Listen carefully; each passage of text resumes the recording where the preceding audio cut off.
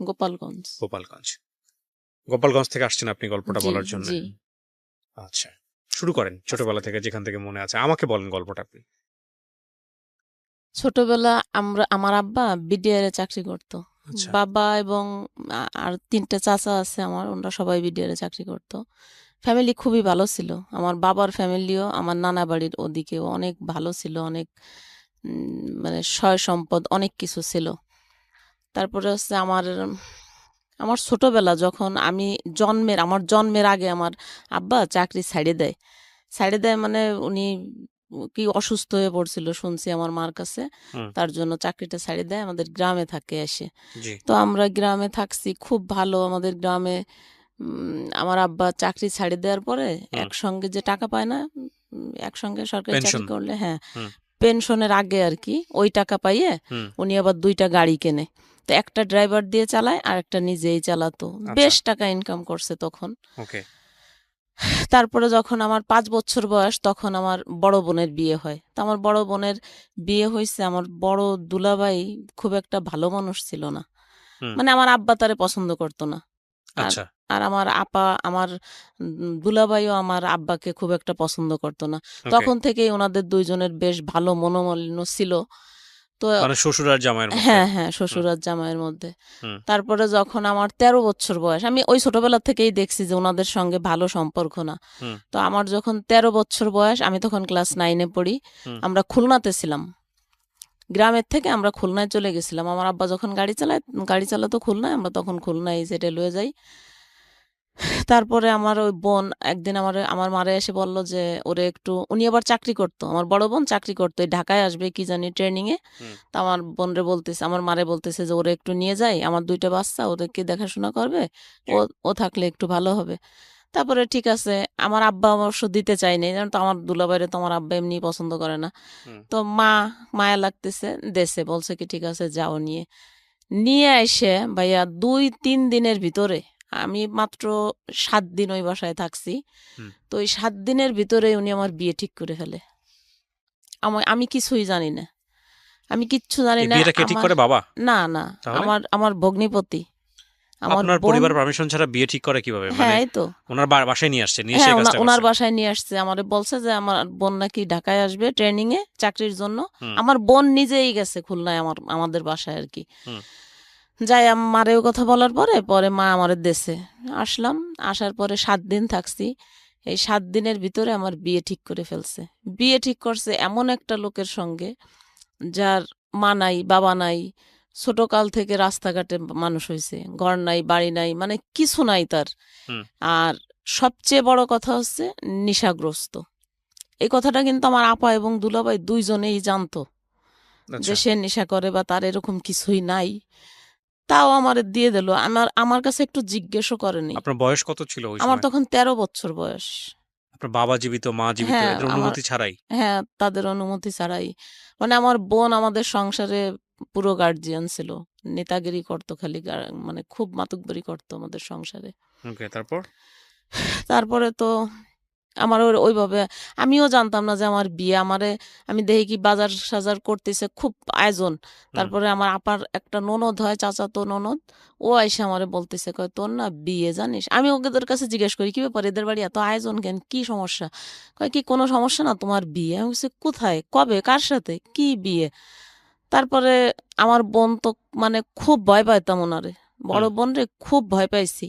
কোনো কথা ওনার সামনে বলার মতো সাহস আমার না, শুধু আমার ফ্যামিলিতেই কারোর ছিল না। তারপরে আর যখন আমার বিয়ে হয় তখন আবার আমার আব্বা অসুস্থ হয়ে পড়ছিল, প্যারালাইজড, এক সাইড বাতিল হয়ে গেছিল। তো আব্বা তখন অসুস্থ, আর উনি তখন সংসারের গার্জিয়ান।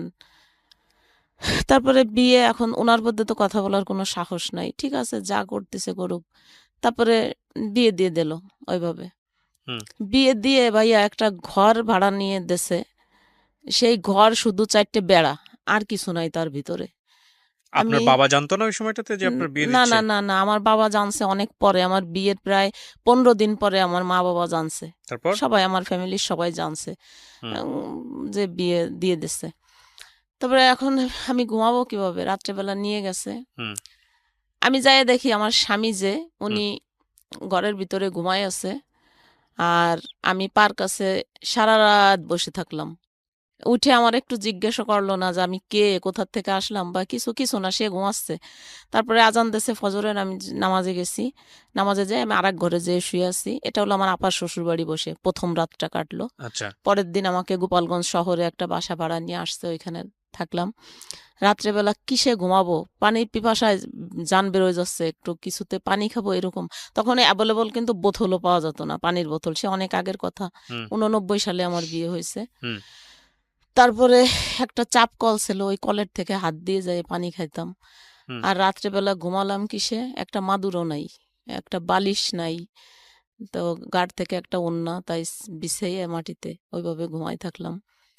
এরকম 7 দিন থাকলাম ওই বাসায়। হুম 7 দিন থাকার পরে আমার বোন আসছে, আইসে আমারে দেখে খুব কান্না টান্না করতেছে আমারে দেখে, মানে আমার চেহারা এমন হয়ে গেছে যে আমার চিনার উপায় নেই। মশায় আমার এরকম করছে যে কামড়ে টামড়ে আমার মনে হচ্ছে আমি মরে যাব, এরকম অবস্থা।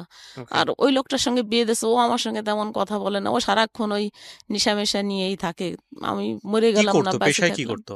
ড্রাইভার ছিল, ড্রাইভার। আচ্ছা। বাসের ড্রাইভার। আচ্ছা। বিয়ে করছে, 2টা শাড়ি, একটা একটা আয়না, একটা চিরুনি, এইসব দিছে। হুম তাও ওই মানুষের কাছ থেকে টাকা উঠাই টুঠাইয়ে এইভাবে। হুম তারপরে আর তখন তো আর ফোন ছিল না যে আমি আমার মা বাবার সঙ্গে যোগাযোগ করব কিভাবে, কোনো ফোন ছিল না। আর আমারে কি করতো, দিনের বেলা ঘরের ভিতরে তালা মারি থুয়ে যেত গাড়ি চালাইতে। রাত্রে 9টা 10টার দিকে আসে, তখন তালা খুলতো। কি বলেন? আর বাসায় কেউ ছিল না? হ্যাঁ, অন্য অন্য ভাড়াটেরা থাকতো। ওদের ধারণা ছিল যে আমি চলে যাবো, ওইরকম একটা ছেলের সঙ্গে আমি থাকবো না। এই জন্য সে তালা মেরে হ্যাঁ যেত। হ্যাঁ, এই জন্য তালা মেরে রাখতো। এইভাবে 11 মাস রাখছে আমার এরকম তালা বন্ধ করে। আর আমার আপা মাঝে মাঝে যায় দেখে আসতো আমারে। তারপরে 11 মাস ওইরকম ভাবে আমি থাকলাম। এর ভিতরে আমার মা বাবা যখন জানলো যে আমার এরকম বিয়ে দিয়ে দিয়েছে, 15 দিন পরে জানছে। 1-1.5 মাস পরে আমার মা আর আমার আব্বা আমার আমার বাসায় আসছে আমার দেখার জন্য। হুম দেখে আর কি করবে, তখন তো আমার আব্বাও অসুস্থ, এক সাইড পড়ে গেছে, হাঁটতে চলতে অনেক কষ্ট হয়, আমার মারে নিয়ে আসছে। তো দেখি আর কি করবে, ঠিক আছে যা হবার হয়েছে। কিন্তু আমার আব্বা ওনার একদমই পছন্দ করে নেই। আমার আব্বা ছিল খুবই অন্যরকম মানুষ, খুবই ভালো মানুষ ছিলেন। তারপরে পছন্দ না করলেও এখন আমারে, তারপরে আমার মা বুঝাইছে যে থাক, কপালে যা ছিল হয়েছে, যাই যা হোক মাইনে নে, কি করবি আর। তারপরে মাইনে নিলাম। এরকম আস্তে আস্তে এক একদিন গাড়ি চালায় আসে, একটা হাতে ভাতের হাঁড়ি কিনি, একটা কড়াই কিনি, এরকম করে করে কিছু কিছু জিনিসপত্র কিনলাম, 2টা বালিশ, একটা কাঁথা, এরকম কিনে টিনে কোনো মতে সংসার করতেছি। এর ভিতরে আমার বোন এসে আমারে বলতেছে যে এই জায়গায় আর থাকা লাগবে না, ওনার শ্বশুর বাড়ি আমারে নিয়ে যাবে। ওনার শ্বশুর বাড়ি, ওনাদের একটা কাচারি ঘর আছে, ওই ঘরে নিয়ে আমারে রাখবে। হুম তারপরে ঠিক আছে। ওর আমার স্বামী আমার আপার কথা ছাড়া চুল পরিমাণও এদিক ওদিক যাইতো না। সে যা বলতো উনি তাই শুনতো। সে যে বলছে যে আমার বাসায় যাইতে হবে, ঠিক আছে চলো, নিয়ে গেছে। ওইখানে রইছি, সারাদিন গাড়ি চালাতো। তখন খুব বেশি টাকা পেতো না, 175 টাকা 100 টাকা এরকম বেতন পাইছে। তাতে তো অনেক আগের কথা, তাতে তো সংসার চলেও আমরা কিছু কিছু টাকা জমাইছি। এইভাবে বেশ কিছুদিন ওনার কাছে থাকছি। কিন্তু আমার কাছে একটা টাকাও দেয়নি কখনো। ওই যে খাইতে টাইতে যা লাগছে, বাজার টাজার আনছে, হুম আর যা টাকা জমছে সব আমার বোনের কাছে। তো এরকম করতে করতে আমার প্রথম একটা ছেলে হলো, ছেলেটা মারা গেল। তারপরে আরেকটা ছেলে যখন হবে, আমার মনে হয় 6 থেকে 7 মাস হবে পেটে, তখন ও আমার বিয়ের 1 বছর পরে আমার আব্বা মারা গেল। হুম আমার আব্বা মারা যাওয়ার পরে তো আমার বড় ভাই আর আমার মেজো ভাই, আমার যে বড় 2টা ভাই, আমরা তো 5 ভাই বোন, আমার বড় 2টা ভাই আর বোন একটা, তারপরে আমি, আমার পরে আরেকটা ভাই।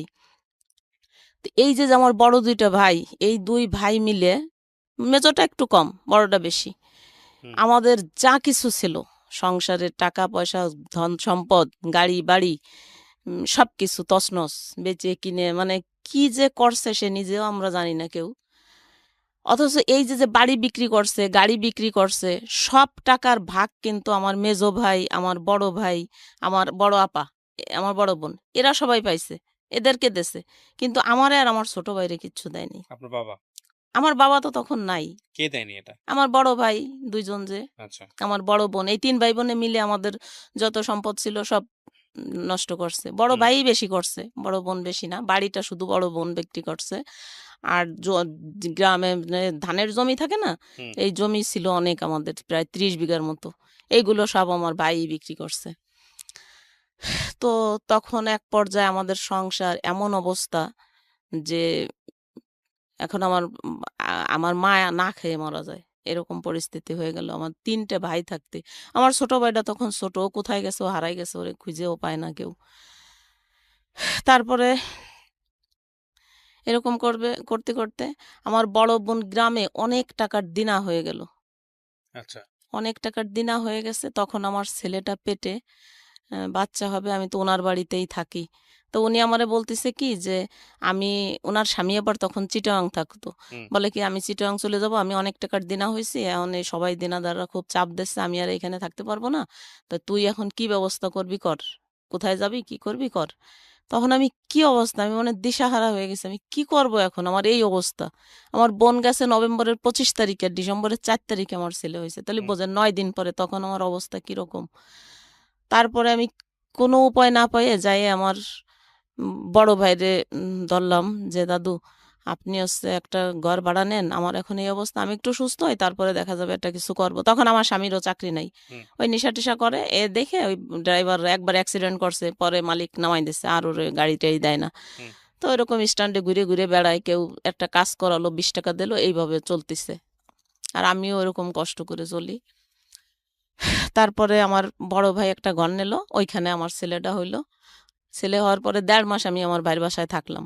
হুম। তারপরে বললাম কি যে ঠিক আছে, তাহলে উনিই বলল যে ঠিক আছে চলো আমরা এখন আলাদা একটা বাসা নিই ছোটখাটো দিয়ে। আমরা ঠিক আছে বাসা নিলাম একটা ছোট দেহে। তো বাসা মানে কি, একজনের বাড়ি এলি রান্না করে, সেই রান্নাঘরের এক পাশেও রান্না করে, আর এক পাশে ছোট্ট একটা ঘর, 150 টাকা ভাড়া। হুম। তখন আমি ওই রুমে যেয়ে থাকলাম, ওই রান্নাঘরের একটা পাশে আর কি। আমার ছেলেটারে নিয়ে ওইখানে উঠলাম। তো উঠার পরে ওই করে না, ও কাজ করে না কোনো। স্ট্যান্ডে যায় ঠিকই, যখনই ওর নিজের নেশা করার টাকাটা হয়ে যায় তখন আর সে কোনো ইনকাম, তখন আর সে থাকে না, স্ট্যান্ডে চলে আসে। হুম। আর আমি ওরকম না খেয়ে খাইয়ে থাকি, কান্নাকাটি করি, কত মানে খুবই কষ্ট করি, যে কি বলবো, যে আমি এমন দিন গেছে যে আমি 3 দিনেও একবেলা ভাত পাইনি, ভাত খাইনি, ওরকম না খেয়ে পড়ে থাকতাম। আর বাচ্চাটা এমন ভাবে কাঁদতো, বিরক্ত করতো, ওরে কিছু খাওয়াইতে পারি নাই। তো এরকম করতে করতে বাচ্চারা যখন একটু হাঁটা শিখছে, ওইরকম কষ্ট 2 বছর করছি।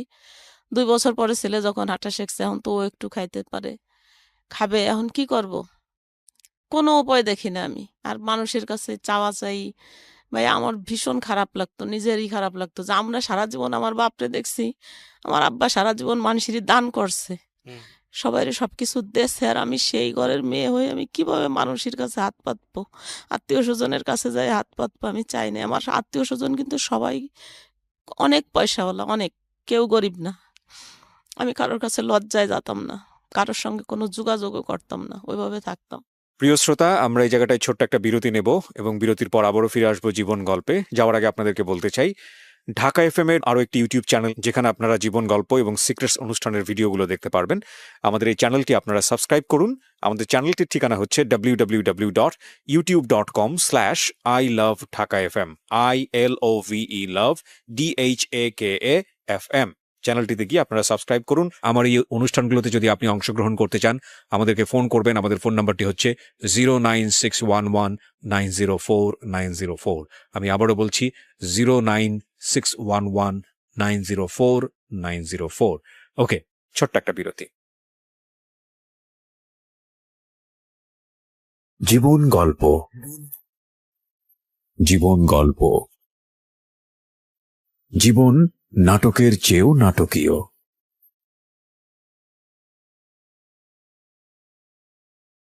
জীবন গল্প। Welcome back once again. প্রিয় শ্রোতা, আপনারা শুনছেন জীবন গল্প। আমি আরজি কিবরিয়া আপনার সঙ্গে রয়েছি। আমার এই অনুষ্ঠানগুলোতে যদি আপনি অংশগ্রহণ করতে চান, আমাদেরকে ফোন করবেন। আমাদের ফোন নাম্বারটি হচ্ছে 09611904904। আমি আবারও বলছি 09611904904। ওকে, আমরা যেখানটায় ছিলাম তারপর। তারপরে একদিন ডিসিশন নিছি যে ছেলে কাইন্দে মরে যাচ্ছে ভাতের জন্য, কি করব আমি, কোনো উপায় না পাই আমি ডিসিশন নিছি যে আজকে আমি মরিয়েই যাব। তারপরে আমাদের বাড়ি এলে ওটা আবার টের পাইছে, আমরা যে বাসায় ভাড়া থাকতাম ওই আপা আমারে খুব ভালোবাসতো। হুম। তো উনি টের পাইয়ে আমারে বললো কি, দেখ এটা কোনো জীবন না, তুই মরে যাবি, ছেলেটারে কি করবে। আমার দুলাভাইরে বলতাম, আমার আপারে যদি বলতাম যে এরকম কষ্ট, কি করব, আপনারা এরকম বিয়ে দিয়ে দিয়েছেন, তাদের কথা ছিল একটাই যে ঠিক আছে বিয়ে দিয়ে দিছি, খারাপ হয়েছে, ছেলের এতিমখানায় দিয়ে দাও আর তুমি আসো, তোমারে আবার বিয়ে দিয়ে দেই। হুম। কিন্তু আমার দ্বারা কি তাই সম্ভব যে আমার ওই দুধের বাচ্চা ওইটা আমি এতিমখানায় দিয়ে আমি ফিরে বিয়ে করব? এরকম মন মানসিকতা আমার কখনোই ছিল না। তারপরে ওই আপার বুদ্ধিতে আমারে বলল যে ঠিক আছে মানুষের কাছে হাত পেতে চল, কয়দিনই বা চলা যাবে, চল তোরে একটা কাজ ধরাই দেই। তা উনার বাড়িতেই ব্যাচেলাররা থাকতো।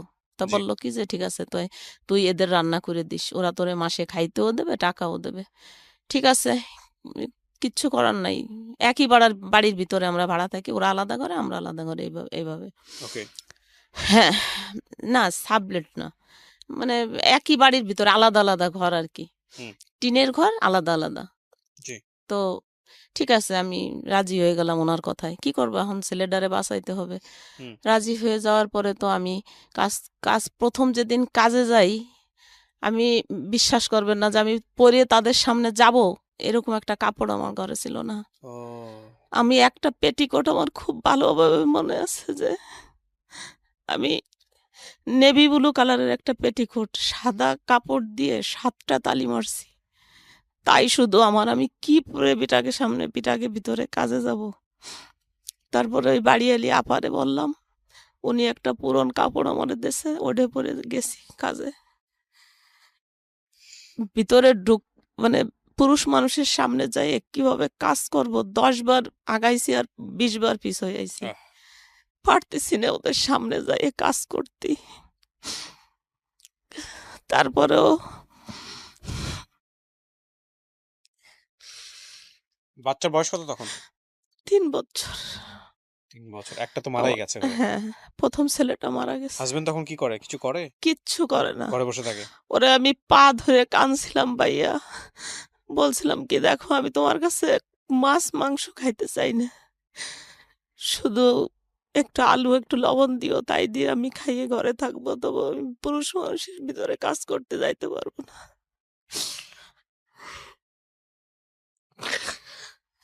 কিন্তু ও তাও আমারে কখনো দেয় নেই। কাজ কাজ করে খাইছি, ঘর ভাড়া দিছি, বাচ্চারে মানুষ করছি, ছেলেটারে স্কুলে ভর্তি করছি, লেখাপড়ায় এত ভালো ছিল। ও প্রথম ক্লাস 5-এ ট্যালেন্ট ফুলে বৃত্তি পাইছে, কিন্তু কোনো প্রাইভেট দিতে পারি নাই। 5 পর্যন্ত আমিই পড়াইছি, আমি এসএসসি পরীক্ষা দেয়নি, 9 পর্যন্ত পড়ছি। তারপরে তো ভাবলাম যে আমার তো এইটা করেই বাঁচতে হবে, ছেলেরে মানুষ করতে হবে, তখন আমার ওই একটাই লক্ষ্য যে আমার ছেলে মানুষ করতে হবে। হুম। ছেলের যখন 5 বছর বয়স তখন আমি আবার বাচ্চা কনসেপ্ট করি।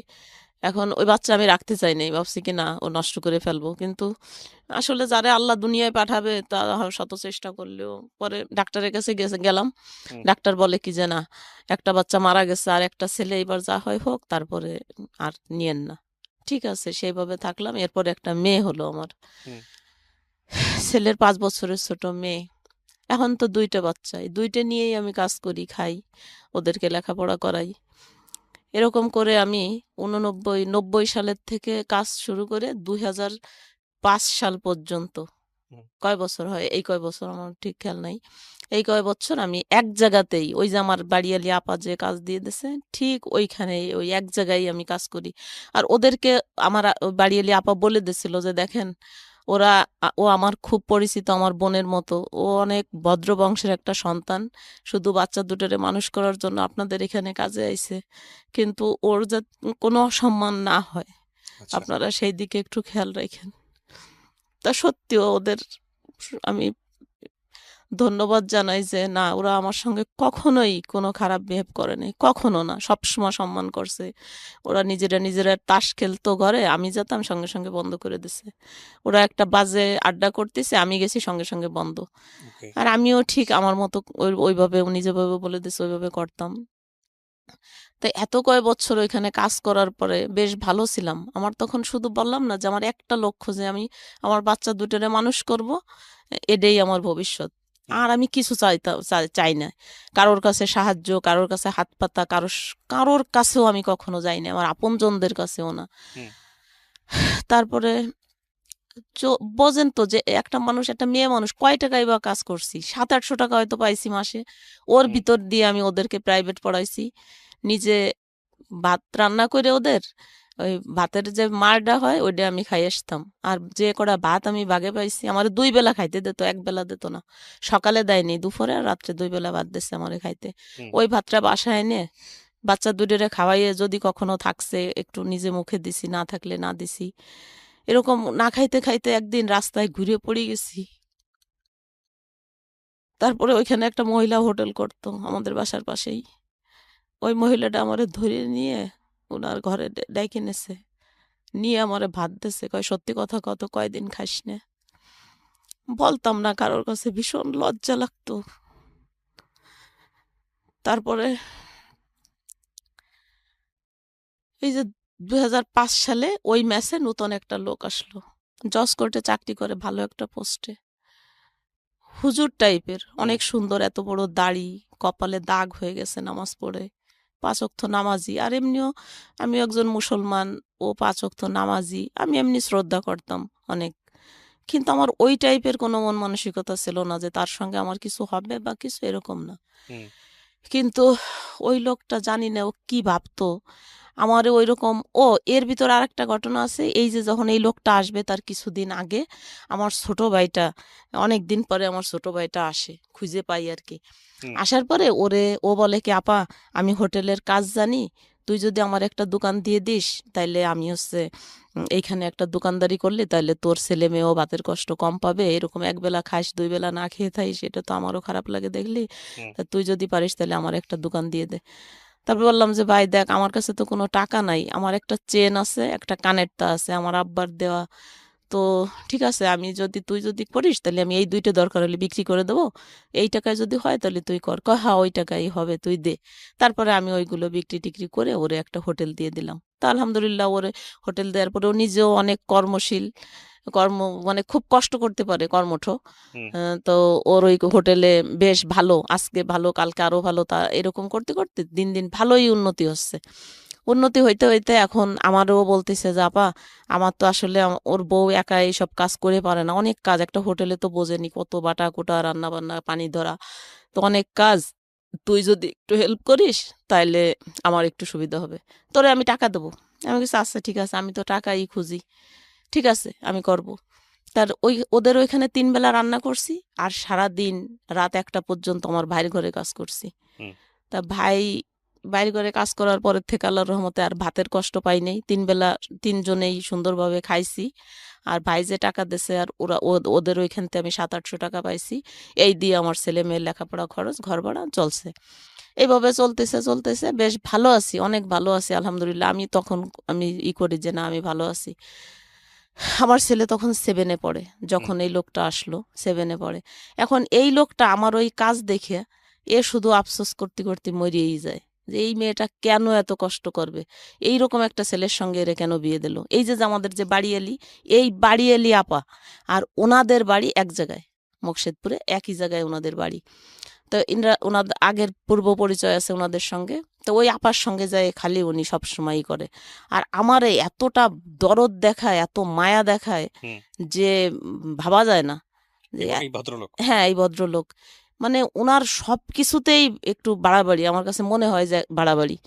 তারপরে আমি একদিন ওনারে বললাম যে ভাই, আপনি না এরকম করেন না, আপনি এরকম করলে আসলে তো এগুলো আমরা এই জায়গায় অনেক ভাড়াটিয়ারা একসঙ্গে বসবাস করি। আর তাছাড়া আমার ছোট ভাই বউরে আমি বাঘের চেয়ে বেশি ভয় পাই। ও যদি কোনো ক্রমে এইগুলো দেখতে যায়, আমি আমি রান্না করতেছি, আপনার কাজ আমি করব, মাংস আনলে উনি কাটি দেবে, চলা আনতো উনি গুছাই দেবে, আমার ওইগুলো করতে দিত না।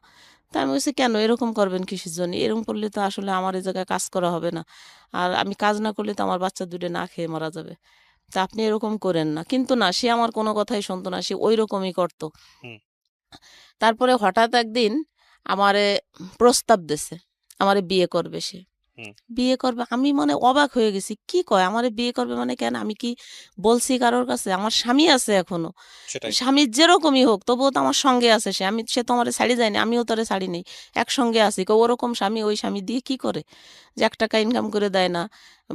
রাতের পর রাত বাইরে থাকে, সারাদিন থাকে না। এরকম মানে অনেক বিভিন্ন দেখায় যে এরকম স্বামী, ওরকম স্বামী। আমি বলছি থাক, আল্লাহ যা লাগছে কপালে তাই হইছে। তবুও আমি কোনোদিনও, আর মেয়েদের ২য় বিয়ে কেন জানি আমার খুব ঘৃণা লাগতো। আমার খুবই খারাপ লাগতো। এটা আমি কখনো করব না। আর আমার যদি সেই ধরনের মন মানসিকতা থাকতো তাহলে তো আমি বিয়ের বাচ্চাও হতো না। বিয়ের ১ মাস পরেই আমি চলে যাইতে পারতাম। কিন্তু আমার তো ওরকম মন মানসিকতা না। যে ঠিক আছে আল্লাহ আমার কপালে যা লেখছে আমি তাই নিয়েই থাকবো, এরকম। কিন্তু ও আমারে এত ডিস্টার্ব করতো সব দিক দিয়ে। খালি বলতো কি ঠিক আছে কাজ কি বিয়ে করা লাগবে না। তাহলে কাজ বন্ধ করে দিতে হবে। আবার কাজ করতে পারবেন না। কাজ করেন না, তখন আমার সাথে আপনি করে কথা বলে। আপনি কাজ করেন না, আপনি কেন কাজ করবেন? আপনি কি হোটেলে কাজ করা মেয়ে? আপনার চলাফেরা কথাবার্তায় তো মনে হয় না যে আপনি কাজের মেয়ে। এরকম বলতো। আমি বুঝতাম না যে উনার কি সমস্যা। তারপরে ওই বাড়িয়ালি আপারে দিয়ে একদিন প্রস্তাব দেয়, এরে দিয়ে প্রস্তাব দেয়, ওরে দিয়ে প্রস্তাব দেয়, ওনার মেয়েদের দিয়ে প্রস্তাব দেয়। আমি সবসময় না, না, না এরকম করে ৮ মাস। তো একদিন আমি হুট করে ঘরে যাই শুনতেছি আমার বাড়িয়ালি যে আপা ওর মেয়ের কাছে বলতেছে কি ওরে আমি ছলে বলে কৌশলে যেভাবেই হোক আমি ওরে বশ করবই এবং আমি ওরে বিয়ে করব। তারপরে এই কথা আমি নিজের কানে শুনে ফেলছি। শোনার পরে আমি কথা বলার তো সুযোগ নাই, তখন ফোনও ছিল না। তো আমি বলছি কি ভাই, একটা চিঠি লিখছি, আমি একটা চিঠি লিখছি। আমি বলছি ভাই দেখেন আপনি আমার অন্তত পক্ষে আমার বাচ্চা দুটির দিক তাকাইয়ে আপনি আমারে ক্ষমা করেন। এরকম আপনি করেন না, তাহলে কিন্তু আমার বাচ্চা নিয়ে আমার আত্মহত্যা করা লাগবে। আপনি আপনি যা বলতেছেন এটা কখনোই সম্ভব না। আপনারও বউ ছেলে মেয়ে আছে আমি জানি, আর আমার স্বামী আছে, আমার সন্তান আছে। আপনি এই পথে আর এক পাও আগায়েন না। কিন্তু সে আমার কোনো কথাই শোনে নেই। সে যদি আমারে সত্যিই ভালোবাসতো তাইলে এত বড় ক্ষতি আমার সে করতে পারত না। ওই ঘরে আরেকটা লোকও আমারে নাকি পছন্দ করত। আমি জানি না মনে, মনে। আমারে কখনোই বলে নাই, কোনোদিনও না। সে আমার বাপের বয়সী, বুঝবেন না। চুল দাড়ি সেই সময় পাইকি-টেকে সাদা হয়ে গেছে। সে মনে, মনে পছন্দ করত। কিন্তু সে কখনো আমাকে কোনো ডিস্টার্বও করে নাই, কিচ্ছু বলেও নাই কোনোদিন। তাই একদিন ওই, ওই লোকটার সামনে আমি ভোরবেলা ওই বাসায় গেছি সকালে নাস্তা রান্না করার জন্য। ওইদিন শুক্রবার ছিল। হুম। ঘরে শুধু ওই ২ টা লোকই ছিল। তাই ওই লোকটা, ওই বুড়ো লোকটা বাথরুমে গেছে আর উনি একা। উনি কোরআন শরীফ পড়তেছে। আমি যেয়ে দেখি কোরআন শরীফ পড়তেছে। তা আমারে দেখে কোরআন শরীফটা বন্ধ করে বালিশের উপর রাইখে আইসেই আমারে ধরে বইছে। যেই ধরে বইছে আর এখন আমি কি করব? আমি পাগল হয়ে গেছি। আল্লাহ কি করে? তারপরে ওই যে লোকটা বাথরুমে গেছে ওনাদের ঘরেরই একজন মেম্বার, উনি আবার ওই মুহূর্তেই এসে পড়ছে। সবগুলো ব্যাচেলর থাকতো ওখানে। হ্যাঁ, ব্যাচেলর থাকতো সবাই। তারপর? তারপরে উনি ওই দৃশ্য দেখছে। এরপরে তো আমি বলছি যে এখন আমি খুব রাগ হয়ে গেছি। আমার এত কষ্ট লাগছে যে আমি এত বছর যাবৎ এইখানে কাজ করি। আমার কখনো এরকম হয় নাই। হুম। কোনো একটা বদনাম নাই। আর কখনো আমার এরকম হয় নাই। আর এই লোকটা এত বিশ্বাস করি উনারে, এত ভালো বলি সবার কাছে যে নামাজ কালাম করে আমার খুব ভালো লাগে। কিন্তু সেই লোকটার ভিতরে এইরকম শয়তানি ও আমারে, আমি ওরে তুই করে তখন বলছি। আমি কইছি শোন তোরে আজকের দিনের ভিতর আমি এইখান থেকে তাড়াবো। ওই যে ঘরের যে মালিক মানে যে আমারে যে নেছে কাজে, ওই ভাইয়ের কাছে আমি বলছি যে আমি ওই ভাইয়ের কাছে বলে দেবো আজকে যে তুই আমার সঙ্গে এরকম ব্যবহার করছিস। তারপরে আমার হাতে জানি কি ছিল, ওই রান্নার কি জানি আমি ফ্লোরে ফেলাই টেলাই দিয়ে মানে বেরোয় আসতে যাচ্ছি কিন্তু ওই লোকটা তো দেখেই ফেলছে। আর বেরোয় আসতে যখন যাচ্ছি তখন উনি আমার পা জড়ায় ধরে। আল্লাহর কসম করে বলতেছি ভাইয়া যে আমার এমন মেজাজ খারাপ হয়েছে আমি বলেই দেবো সবার কাছে। হুম। কিন্তু ওই লোকটা আমার পা জড়ায় ধরে আমারে বলতেছে আমারে যদি মারার ইচ্ছে থাকে আপনি আমারে নিজের হাতে মারেন, তবুও আমারে অপমান করেন না। আপনার পা ওই লোকের দুইখান ধরি। সামনেই? ওই লোকের সামনেই। আমারে অপমান করেন না। আর এইটা যদি আমার অফিসে জানাজানি হয় তাহলে আমি আত্মহত্যা করব। হ্যাঁ, এরকম বলতেছে। প্রিয় শ্রোতা, আমরা এই জায়গাটায় ছোট্ট একটা বিরতি নেব এবং বিরতির পর আবারও ফিরে আসবো জীবন গল্পে। যাওয়ার আগে আপনাদেরকে বলতে চাই, ঢাকা এফএম এর আরো একটি ইউটিউব চ্যানেল যেখানে আপনারা জীবন গল্প এবং সিক্রেটস অনুষ্ঠানের ভিডিওগুলো দেখতে পারবেন। আমাদের এই চ্যানেলটি আপনারা সাবস্ক্রাইব করুন। আমাদের চ্যানেলটির ঠিকানা হচ্ছে www.youtube.com/I love Dhaka FM, ILOVE love DHAKA FM। চ্যানেলটিতে গিয়ে আপনারা সাবস্ক্রাইব করুন। আমার এই অনুষ্ঠানগুলোতে যদি আপনি অংশগ্রহণ করতে চান আমাদেরকে ফোন করবেন। আমাদের ফোন নাম্বারটি হচ্ছে 09611904904। আমি আবারও বলছি 09611904904। ওকে, ছোট্ট একটা বিরতি। জীবন গল্প, জীবন গল্প, জীবন নাটকের চেয়েও নাটকীয়।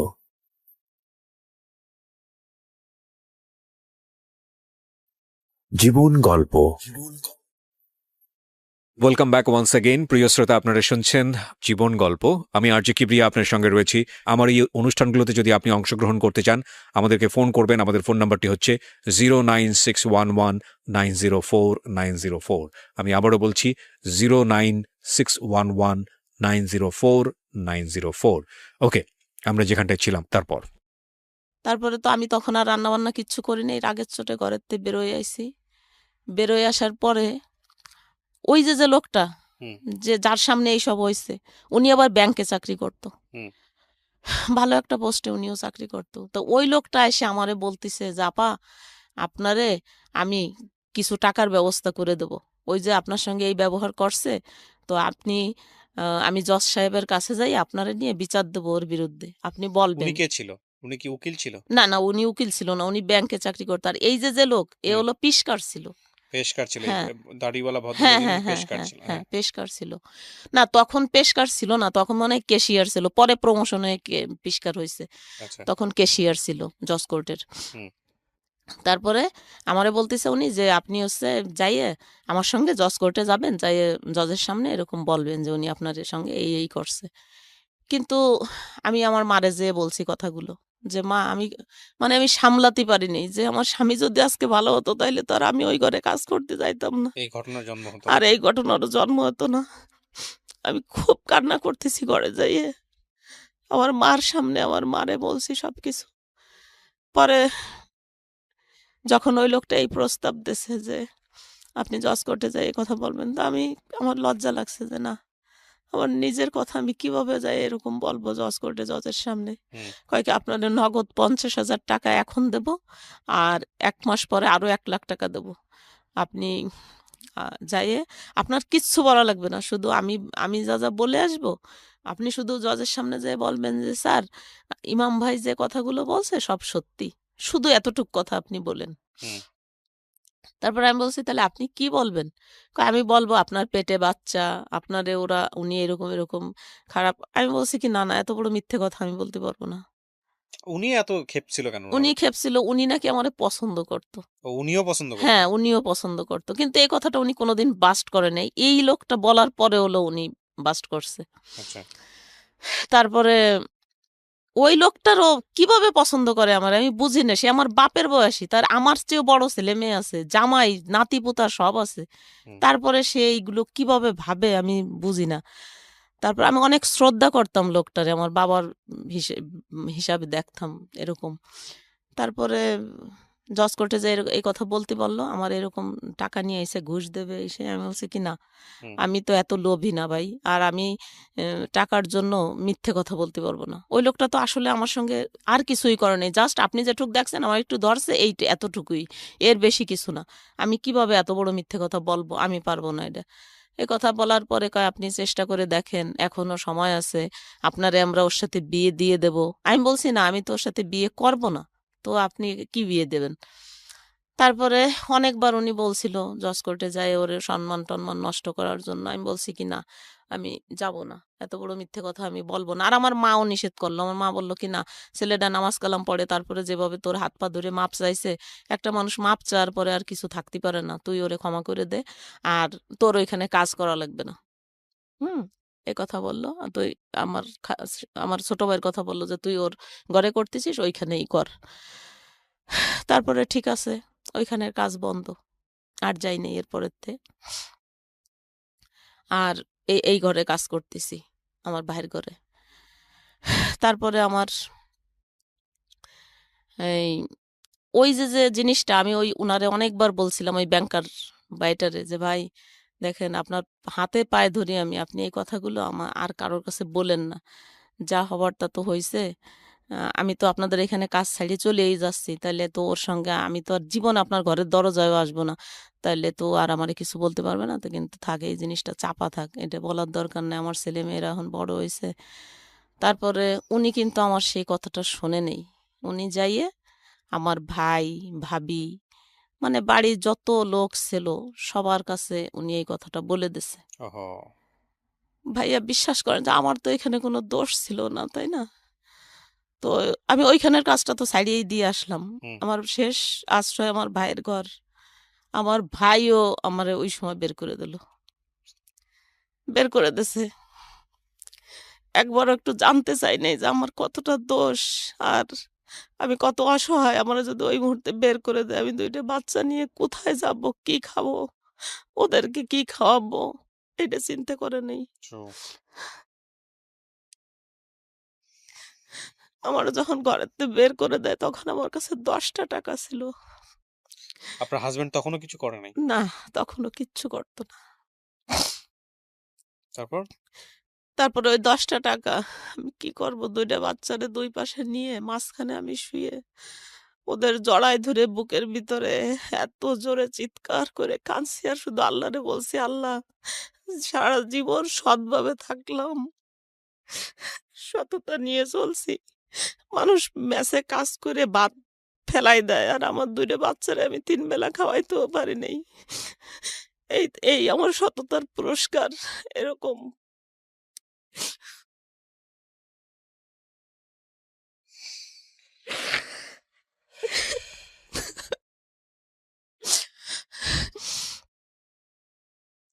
খুব দুঃখজনক, খুবই তারপরে দুঃখজনক। ওই ৳১০ দিয়ে ৳৫ দামের পাউরুটি পাওয়া যেত তখন।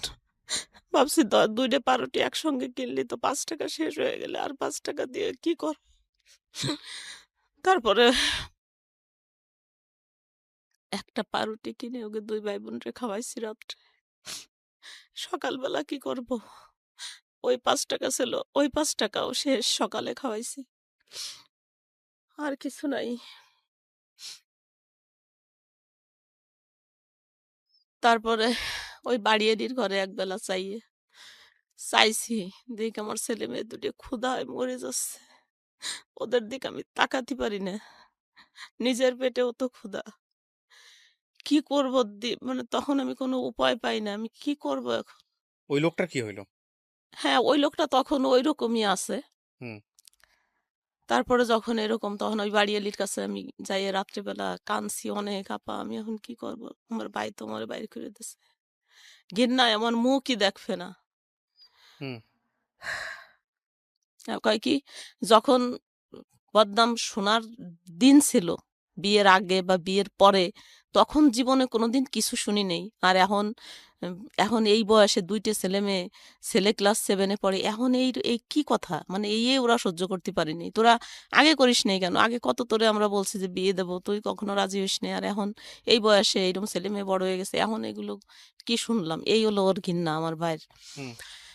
আমার ভাইও খুব নামাজ কালাম করে, এগুলোও পছন্দ করে না। তারপরে বের করে কি যাওয়ার এখন আমি বাড়িয়ালির সঙ্গে যে আলাপ করলাম যে, "আপা, আমি এখন কি করব এখন?" আপনার হাসব্যান্ডের বাসায় ছিলেন না আপনি? হ্যাঁ, তাহলে ভাই কেন বের করে দিবে? হাসব্যান্ড। হাসব্যান্ড হাসব্যান্ড বের করে দিয়েছে মানে ঘরের থেকে বের করে না, আমার ভাইয়ের ঘরের থেকে। আমি যে কাজ করি ওর ঘরে, ও ও কাজের থেকে বের করে দিল। আচ্ছা। তো এখন আমি তো, ওকে আপন ভাই ছিল? হ্যাঁ, আমার আপন ছোট ভাই। আপন ছোট ভাইয়ের ঘরে আপনি কাজ করতেন, ওই টাকা হ্যাঁ, ওইখান থেকে ও টাকা দিত? হ্যাঁ, হ্যাঁ। আল্লাহু ওই আকবার। দোকানটা আবার আমার গয়না বিক্রি করে যাই হোক, দিয়ে তারপর? দিছিলাম। তারপরে তো ওই ভাইয়ের ওই আমি এখন এখন আমি ঘর ভাড়া দেবো কি দিয়ে? আমি হুম। তো বাইরে ঘরে কাজ করি, টাকা দেয়, আমি টাকা বেতন পাই, আমার ছেলেমেয়ের লেখাপড়ার খরচ দেই, ঘর ভাড়া দেই, খাই ওর ঘরে। হুম। তো আর ওই যে কাজটা, ওটা তো ওই গ্যাঞ্জামের পরে আমি এমনিতেই নিজের থেকেই ছাড়িয়ে দিয়ে চলে আসলাম। হুম। যে ভাই যা দেবে ওতেই চলবে। তারপরে আমি এই জায়গায় অসৎভাবে এ জায়গা থাকবো না। এই অসৎ লোকের কাছে এরকম ভাবে চলে আসলাম। পরে ওই বাড়িয়ালি আ বলল ওই লোকটারে, এই হুম। পিসকাররে, যে, "আপনি দেখেন তো কি একটা কাজ করলেন। আর আপনার জন্য এখন ও বলতেছে যে ওর বাচ্চাদের নিয়ে ও মারা যাবে। ওর তো কোনো উপায় নাই। আর এই গোপালগঞ্জ শহরে আমাদের সবাই চেনে। আমি তো বাইরে যেয়ে কোনো কাজ করতে পারব না। হুম। আর বাইরে কি কাজ করব আমি? লেখাপড়া জানি না। এসএসসিও পাস করি নাই। এসএসসি পরীক্ষা দিতে চাইছিলাম কিন্তু ওই লোকটা আমারে দিতে দেয় নাই। হুম। সবাই বুদ্ধি দিত যে স্কুলে পাঠালি চলে যাবে এই সেই, এইজন্য আর আপনার লেখাপড়া হাসব্যান্ড দিতে করায়নি। দেয় নাই? হ্যাঁ। তারপরে উনারে যখন এসব বলল, তখন উনি বলল কি, "আপা, ঠিক আছে, আমার জন্যই যখন ওর এত বড় ক্ষতি হইছে, ওর কাজ নাই, ছেলেমেয়ে নিয়ে এরকম না খেয়ে মরে যাচ্ছে, তাহলে আপনি এক কাজ করেন, আমি ওরে বিয়ে করব, দেখেন এখন ও রাজি হয় নাকি। এখন তোর কোনো উপায় নাই, এখন তো রাজি হওয়াই উচিত। তারপর ওই বাড়ি এলে এসে আমার অনেক বোঝাচ্ছে, অনেক, যে দেখ ওই ছেলেটারে আমি চিনি, ও অনেক ভালো। তাই বলছি ভালো তো, ও আমার সঙ্গে এরকম করলো, ওর তো বউ ছেলে মেয়ে আছে, ও কেমন ভালো, তাহলে আবার বিয়ে করতে চাই, কি হুম, ভালো আপনার কাছে? কয় কি না, ওর বউর হলো প্যারালাইজড, এক সাইড প্যারালাইজড না, জাস্ট ও অসুস্থ ছিল, ডাক্তারের কাছে নেছে, ডাক্তার নাকি কি ভুল ট্রিটমেন্ট করে এরকম বিছনায় পড়া। তো তো ছেলেটা অনেক ভালো। আর আমি দেখছি খুব ভালো, সত্য কথা বলে, নামাজ কালাম করে, এইটুক দেখছি আর কি। হুম, বাড়ি কি আছে না আছে তা তো আর জানি না। তারপরে এইসব বলার পরে বাড়ি এলে এরকম বোঝাচ্ছে, আমি একবার এক মনে কয় ঠিক আছে রাজি হয়ে যাই। এখন কি করবো তাহলে, ছেলে মেয়ে নিয়ে কি মরে যাব? আর ছেলে মেয়ে, ছেলে 7-এ পড়ে ওর, আর ছেলেটা ক্লাস 5-এ ট্যালেন্ট ফুলে বৃত্তি পাইছে, মেয়েটা এত ভালো ছাত্রী। আমার ছেলে এবং মেয়ে দুইটাই ক্লাস 1 থেকে 10 পর্যন্ত ওদের এক রোল ছিল, হুম, কখনোই ক্লাসে দ্বিতীয় হয়নি। এত ভালো ছাত্র, আর এত সুন্দর চেহারা আমার বাচ্চা দুইটার, হুম, যে না দেখলে আসলে বিশ্বাস করা যায় না। দুইটা ছেলে মেয়েরই এত সুন্দর দেখতে, এত সুন্দর মেধা। তা আমি হুম, কিভাবে এখন ওদের লেখাপড়া চালাবো, আমি কি করব? আমি দিশাহারা হয়ে গেছি, কোনো উপায় নাই। একটা মেয়ে অসহায় হইলে যা হয় আর কি। জি, স্বাভাবিক। তারপরে এখন আমি বলছি কি যে ঠিক আছে, আমার বোন, আমার ওই আপা বলতেছে যে দেখ, ও আর যাই হোক বেইমান না, ও যাই করুক কিন্তু তোরে কোনোদিনও ফেলবে না, হুম, তোরে ও রাখবে। আর তোর আর ছেলে মেয়ে বড় হচ্ছে, এখন কিভাবে চলবি তুই? আর তোর ভাইও তো তোরে বের করে দিল, হুম। আর তো কেউ কোনো সাহায্য সহানুভূতি করে না, তাহলে কি হাসব্যান্ড করবি? কোথায় তখন? হাজব্যান্ড সাথেই, হাজব্যান্ড তো কি হাজব্যান্ড, ও সকালবেলা যাবে, রাত 12টার সময় ঘরে, আসলে আসলো, না আসলে নাই। আইসে একটু খাইছো নাকি খাও নেই, কোনোদিন জিজ্ঞেসও করে নেই ছেলে মেয়েরে। ও আইসেই ওর নিশা নিয়ে ব্যস্ত। কি দিয়ে নেশা করতো? গাঁজা খাইতো, গাঁজা। হ্যাঁ, এগুলোর কোনো ভ্রুক্ষেপ নাই তার? না না, এগুলো কোনো ভ্রুক্ষেপ নাই।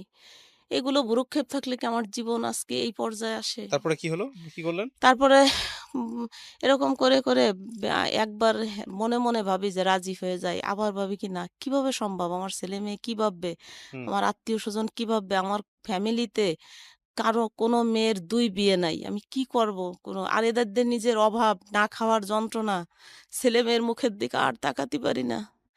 আমার ছেলে যেদিন বৃত্তি পরীক্ষা দিতে গেছে ভাইয়া, একদিনে 2টা পরীক্ষা হয়েছে। হুম। আমার ছেলে যখন 5টার সময় পরীক্ষা শেষ হয়েছে, রাস্তার উপর ঘুরে পড়ে গেছে ক্ষুধার যন্ত্রণায়। ক্ষুধার যন্ত্রণায়। সকালবেলা 1 গ্লাস পানি শুধু জড়ছে, খাওয়াই দিছি, কটা ভাত খাওয়াই দিতে পারিনি। তো এই ছেলে মেয়ে নিয়ে এখন আমি কি করব? কোনো তারপর? উপায় না দেখে তারপরে আমি এক পর্যায়ে রাজি হয়ে গেলাম। ও, তারপরে আমি বললাম কি, আপা আমি কেন জানি বিশ্বাস হয় না আমার, যে ছেলে মানুষ তো আমার কেন জানি বিশ্বাস হতে চায় না। তারপরে ওই কথা আবার ওর কাছে ওই আপা বলছে ফোনে, ওনার আবার ফোন ছিল, আমার ফোন ছিল না। হুম, তা বলছে, বলার পরে কয় ঠিক আছে, কিভাবে বললি বিশ্বাস করবে আপা, আমি আপনার বাসায় আসতেছি। আপার বাসায়, আপার ঘরে আইছে রাত 2টে বাজে। আর ওই আপা আমারে আইছে ডাকতে, আইসে আমারে ডাইকে নিয়ে গেছে। আমি গেছি, যাই দেখি উনি ওনার ঘরের ভিতরে বসা। হুম, তারপরে আমারে দেখি অমনি দৌড়ই যেয়ে অজু করে আইছে বাথরুমেতে। হুম, অজু করে এসে কোরআন শরীফ বুকের ভিতরে নিয়ে বলতিছে যে আমি তোমারে অনেক পছন্দ করি। আমি কোনো লাভে, কোনো লোভে, কোনো স্বার্থের জন্য না। তোমার মতো একটা ভালো মেয়ে আমি দেখছি এত কয় মাস যাবৎ, যে তোমার অনেক সুনাম। আজ 13 বছর তুমি এক জায়গায় কাজ করো। তোমার অনেক সুনাম শুনছি আমি। তো আমি এত একটা ভালো মেয়ের জীবন এরকম নষ্ট হয়ে যাক, এটা আমি চাই না। তো আমি, কোনো চাহিদা নাই আমার। আমি শুধু তোমারে বিয়ে করব, আর তোমারে আমি টাকা দেব, তুমি তাই দিয়ে ছেলে মেয়ে মানুষ করবা, তুমি খাবা, তোমার করা লাগবে না, কাজ করা লাগবে না। হুম। এই কথা বলল কোরআন শরীফ ছুঁয়ে ওই আপার সামনে, যে আমি কখনো ওরে ফেলবো না, সারা জীবন ওর ওর সঙ্গে থাকবো, এরকম মেলা কিছু বলল। বলার পরে ওই দিন আমার মনটা একটু, চলে যাচ্ছে নিজের কাছ থেকে, তা নিয়েও কোনো হ্যাঁ, চিন্তা নাই? কোনো সুখ দুঃখ নাই, যায় যাক, থাকে থাক, ইচ্ছে কোনো ব্যাপার না। ইন্টারেস্টিং। তারপরে ডিভোর্স দেওয়ার পরে আমারে বলল যে ঠিক আছে তাইলে এখন তো আর বিয়ে করা যাচ্ছে না, 3 মাস 13 দিন হবে। তারপরে তখন আমি চলে গেলাম আমার বোনের বাসায়। হুম, বোনের বাসায় যে 3 মাস থাকলাম, 4 মাস থাকলাম। 4 মাস পরে আসার পরে বিয়ে হলো ওর সঙ্গে। বিয়ে হওয়ার পরে আমি 6 বছর। এই বিয়ে হওয়ার পরেই আমারে আবার বলল কি যে আমি বললাম যে, "না, আমার ছেলে-মেয়েরে আ ওর কামাই দিয়ে আমি মানুষ করব কেন? আমারে সে বিয়ে করছে, আমার দায়িত্ব সে নিতে পারে। কিন্তু তাই বলে তো আমার ছেলে-মেয়ে না।"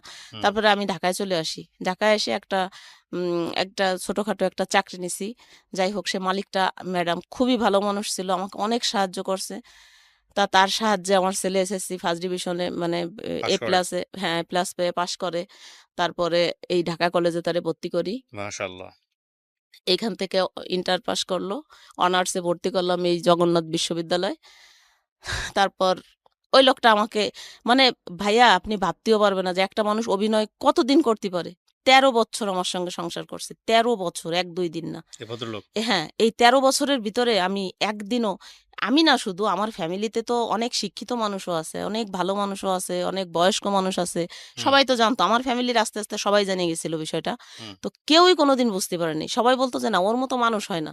ও হুম। যে কাজ করছে এটা মানে একেবারে স্বয়ং আল্লাহর সন্তুষ্টির কাজ করে ফেলছে। মানে খুব বড় কিছু করে ফেলছে।" তারপরে এরকম ভালোবাসতো আমারে যা আমি কোনোদিন কোনো ছবিতে, সিনেমায়, গল্প উপন্যাসেও পড়ি নাই যে মানুষ এতটা ভালোবাসতে পারে। হুম। যে এত ভালোবাসতো আর এইরকম খেয়াল করতো আমার। তো আমি চাকরি করে আমার ছেলেমেয়ের খরচ দিতাম আর ও আমার কি সম্পূর্ণ করতেন আপনি? খরচ। আমি এইখানে একটা অফিসের পিয়ন পোস্টে আমাকে আমি ছেলে-মেয়ে বলতে চাকরি আপনার নিয়েছিলাম। ছেলে-মেয়ে কয়জন ছিল? ২ টা। একটা ছেলে, একটা মেয়ে। মেয়েটাকে কি করলেন? ছেলেটা বড়, মেয়েটা ছোট। মেয়েটারে আমার বোনের বাসায় রাখছিলাম। আচ্ছা। আমার বোন তখন সিলেট চাকরি করতো। আমার দুলাভাই ব্যাংকে চাকরি করে। হুম। ওই সিলেটে ছিল। আমার বোনের বাসায় তো রাইখে আপনি ওরে, অভিনয় কেন বলতেছেন এই সেকেন্ড যাকে বিয়ে করলেন? কি না হয়েছে? মানে বুঝতেই পারিনি কখনো যে সে আমার সঙ্গে অভিনয় করতেছে। আমি ভাবতাম যে সব সত্যি। হুম, সবাই ভাবতো, শুধু আমি একা না। হুম, ১৩ বছর সংসার করার পরে ২০০০ হলো ১৯ সালে। ১৯ সালে আইসে আমরা একদিন বেড়াইতে গেছি আমার মামার বাসায় হুম। নোয়াপাড়া। বেড়াতে যাওয়ার পরে আসছি। আসার পরের থেকেই আমার একদিন ফোন দিয়ে বলতেছে, "আমার সংসারের সবাই এই সত্য জিনিসটা জানি গেছে। হুম, তোমার সঙ্গে আমার আর থাকা হবে না। হুম। তোমারে আল্লাহকে সাক্ষী রেখে তোমারে বিয়ে করছিলাম। আর আল্লাহকে সাক্ষী রেখেই তোমাকে বাদ দিয়ে দিলাম।" এক কথাতেই? এক কথাতেই। কত বছর সংসার করার পরে? ১৩ বছর। তারপর? তারপরে তো এইভাবে বাদ দিয়ে দিল। এরপরে আজ ৪ বছর হয়ে গেছে। একটা ফোনও কোনোদিনও আর করে নেই। আর আমিও আর কোনো বাড়াবাড়ি করি নাই এটা নিয়ে। তারপরে আমার যে কাবিনটা দিছিল, হুম, ১০ লাখ টাকা কাবিন করছিল। হুম, কাবিনের কফিটা ওই এনে দিছিল। পরে আমি ওই কাবিনের কফিটা নিয়ে, আমারে কেউ বুদ্ধি দিয়েছে যে, "আপনি এভাবে হবে কেন? এটা করবেন কিসের জন্য? আপনি যেয়ে কেস করেন, এই করেন, সেই করেন।" তো আমারও খুব খারাপ লাগতো, অনেক খারাপ লাগতো যে আমি কি করব? তারপরে একদিন গেছি একটা ইসের কাছে, যে যারা রেজিস্ট্রি করে না? উনার কাছে গেছি। উনি কাবিনটা দেখে বলতেছে, "এটা দি ভুয়া।" কাবিনটা ছিল ভুয়া। হুম? হুম। তারপরে যাই হোক, তখন আবার ছেলে আ একটা একটা কাজে ঢুকলো। যে কি কাজ? লোড আপনি আমাকে বিকাশ। জাস্ট একটা জিনিস একটু বলেন। আমি গল্পের শেষের দিকে চলে আসছি। আপনার ছেলেটা এখন কি করে? ছেলেটা এখন ওই যে লোড আর বিকাশ আছে, লোড বিকাশ হ্যাঁ। এগুলোর একটা দোকান ছিল ওর। তো ভালোই ইনকাম করতো। আমরা ভালোই চলছি, মোটামুটি ভাবে চলছি ভালোই। কিন্তু আরেক বিশ্বাসঘাতকরে এরকম বিশ্বাস করে আমার ছেলে তার নিজের ভাইয়ের মতো বিশ্বাস করত। হ্যাঁ। ওই বিশ্বাসঘাতক সমস্ত টাকা পয়সা, ইভেন এর ভিতরে আমার মেয়ের ২ লাখ টাকা আছে। আমার মেয়ের ২ লাখ সব আর আমার সব মেরে ছেলের, দিছে। হ্যাঁ, আপনার ছেলে বিয়ে-শাদী করেছে? হ্যাঁ, বিয়ে করছে। একটা বাচ্চাও আছে। আপনার চলে কিভাবে এখন? আমার এখন এখন চলে না। এখন তো আর চলবে কিভাবে? এখন আমার ছেলে পুরো উম মানসিক রোগী হয়ে গেছে। এখন আর আমার চলে না। ওই শোকে এখন আমি ওর পাশে এখানে যদি দাপাই মরেও যাই, ফিরেও একটু তাকাইয়ে দেখে না। আর ওর জন্যে এখন আমার মেয়ের আরো এরকম অশান্তি। আমার মেয়ের মেয়েটারও বিয়ে বিয়ে-শাদী হয়েছে? দিছিলাম। হ্যাঁ, ২ টা বাচ্চা মেয়ের। ২০১৪ সালে আমার মেয়ের বিয়ে হইছে। না, ১৩ সালে জানি। ১৪ সালে আমার স্বামী মারা গেছে, ওই যে আগের আপনি স্বামী। গল্পটা কেন বললেন আজকে রেডিওতে? আমি কি করব ভাই? আমি কিচ্ছু বুঝি না যে আমি কি করব এখন? আমি কিভাবে বাঁচবো? আমি নিজেও অনেক অসুস্থ। আমি যদি একটু সুস্থ থাকতাম তাহলে আমি একটা কাজ-কাম করেও খাইতে পারতাম। এখনো আমার কাজ করা, আমি এমন না যে কাজ পারি না, বা আমার প্রচন্ড কোমরে ব্যথা। আমি আজকে সকাল ৮ টার সময় গাড়িতে উঠছি। আর এখন পর্যন্ত এরকম বসে আছি। আপনাদের এখানে আসছি না, আপনি ৪টায়। জাস্ট আমাকে একটা জিনিস বলেন, সেটা বুঝতে পারছি আপনি অত্যন্ত আমি অসহায় অবস্থায় আছেন। আপনার কিন্তু আপনার এই গল্পটা শুনে মানুষ কি শিখবে? কি গল্পটা শুনে মানুষ একটা জিনিস শিখবে আর একটা সমাধান আমাকে দেবে। এই হলো ২ টা জিনিস। আপনিও আমাকে একটা সমাধান দেবেন। যে আমি তো জীবনে আসলে যা করছি তা তো করছি। যা সত্যি তাই বললাম।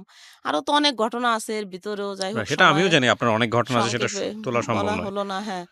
তো এই মুহূর্তে এখন আমার ছেলের যে পরিস্থিতি, আমার বউর বেটার বউটা আমার কাছে ছিল। ছেলেটা আমারে নাটা বলে বউডারে পাঠায় দিছে। আমার সঙ্গে কথা বলে না। আমি এর ঘরেতে একটু ভাত, ওর ঘরেতে একটু ভাত। আমি মা, আমি খাইছি। আমি কি মানে ও এরকম কেন হয়ে গেল আমি বুঝলাম না কিছু। এরকম হয়ে গেছে এখন। আর আমি আমি শুধু আপনার কাছে এই একটা কারণেই আসছি যে আমি দেখছি আপনি আপডেট ভিডিওগুলো করেন, তখন আপনার চোখে পানি। অনেকদিন আপনারে আমি কাঁদতে দেখছি। তো আমি ভাবলাম যে অন্যের দুঃখ যার চোখে পানি আসে সে অবশ্যই আমাকে কোনো খারাপ বুদ্ধি দেবে না। আমি আপনাকে কয়েকটা কথা বলি। এটা হচ্ছে যে বুদ্ধি দেওয়ার মতো কিছু নাই। আমি আপনার গল্পটা শুনে, আমি তো আপনার গল্পের একদম ইন ডিটেইল বিস্তারিত জানি না। ১ ঘন্টা ১.৫ ঘন্টা শুনলাম। আপনার কষ্টটা আমি অনুভব করার চেষ্টা করতেছি। হ্যাঁ? তবে এটা ঠিক যে আপনি এই মানে আপনার বিয়ে হয়েছে ১৩ বছর বয়সে। জি। ১৩ বছর বয়স থেকে এখন ৫০ বছর বয়সে আপনি যেটা হ্যাঁ, বলছিলেন। তার মানে এই ৩৭ বছর বয়সে ৩৭ বছর ধরেই আপনি যুদ্ধ করে চলেছেন। তাই হ্যাঁ। না? তো ৩৭ বছর ধরে যদি আপনি যুদ্ধ করে যদি হার না মানা মানুষ হয়ে থাকতে পারেন, তাহলে আল্লাহর উপর তো কখনো বিশ্বাস ছাড়েন নাই। না, ছাড়ছেন?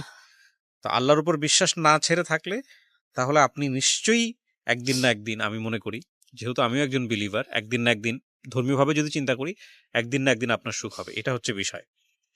আর আরেকটা জিনিস যেটা, সেটা হচ্ছে যে এই একটা ছেলের, আপনার ছেলেকে যদি আমি ব্যাখ্যা করি, মানে আমি নিজেও তো সংসার টানি, বা আমার নিজেদেরও বাংলাদেশের যেটা হয়, ছেলেমেয়েরা তো পরিবারটাকেই দেখে। তো একটা ছেলের যখন ইনকামের রাস্তা বন্ধ হয়ে যায়, তখন আসলে তার দুনিয়াবে অন্যদিকে কোনো খেয়াল থাকে না। হ্যাঁ? তো ওর যেটা যতদিন হয়েছে, ইনকাম ছিল ততদিন ভালোই ব্যবহার করতো আমার সঙ্গে। কারণ ওর মাথা হয়তো বা ব্যালেন্স নাই, যদি আপনার কথা ঠিক থাকে। তো সেই জায়গা থেকে আমি যেটা মনে করি যে আপনাদেরকে ধৈর্য ধরতে হবে। আর আজকের এই গল্পটা শুনে প্রিয় দর্শক এবং শ্রোতা যারা শুনতেছেন, তাদের কাছে শুধু একটা কথাই বলবো যে আপনি যখন প্রচন্ড দুঃখে থাকেন, কষ্টে থাকেন, তখন মনে করবেন যে আপনার থেকে অনেক কষ্টে, অনেক অনেক দুঃখে কিছু কিছু মানুষ থাকে, যাদের কাছে বা যাদের দুঃখের কাছে হয়তো আপনার দুঃখটা কিছুই না। সুতরাং কোনোভাবেই হাহুতাশ করা যাবে না জীবনে, যে যখন কষ্টে আছেন, খারাপ অবস্থায় আছেন, যে সৃষ্টিকর্তা আপনাকে কিছুই দেয়নি, সৃষ্টিকর্তা আপনার সাথে অবিচার করেছেন, এই জাতীয় চিন্তা ভাবনা কখনোই মনের মধ্যে আনা যাবে না। না, না। এবং আপনি যে আজকে গল্পটা বললেন, আপনিও বিশ্বাস সেটাই করবেন যে আপনার থেকেও হয়তোবা অনেক কষ্টে অনেক মানুষ আছে। হ্যাঁ? রাস্তাঘাটে কিছু মানুষ পড়ে থাকে, দেখেছেন কখনো? হ্যাঁ, দেখছি। যে মানুষগুলোর সেন্স থাকে না, এইজন্য আমি সবসময় ডাস্টবিনের শুকরিয়া ময়লা তুলে করতাম। খায়। হ্যাঁ, দেখেছেন? আল্লাহ তো আমার ৪ টা হাত পা দিছে। হ্যাঁ। এটা আমি সবসময় শুকরিয়া করি আল্লাহর কাছে। কিন্তু আমি যদি একটু সুস্থ থাকতাম, আমি আপনার জন্য যেকোনো যেটা একটা। করতে পারি, মন থেকে দোয়া করি আল্লাহর কাছে। হ্যাঁ, এটাই হচ্ছে সবচেয়ে বড় কিছু। আর দ্বিতীয় কথা হচ্ছে যে শুকরিয়া আদায়ের কখনোই বন্ধ করা উচিত না। কারণ আল্লাহ আপনাকে এর চাইতেও খারাপ অবস্থায় নিতে পারেন। সুতরাং এতটুকুতেই আপনি শুকরিয়া আদায় করেন। এই হচ্ছে বিষয়। আর একটা কথা হচ্ছে যে সব ধর্মে এটা বলে যে বিশ্বাস হারানো পাপ। আপনি যদি সৃষ্টিকর্তার উপর থেকে বিশ্বাস সরিয়ে ফেলেন যে না, আমার দ্বারা না, আর না, কিছুই তা তো হবে না, সম্ভবই না। তাহলে আপনার আর কোনো গতি নাই। মানে সেই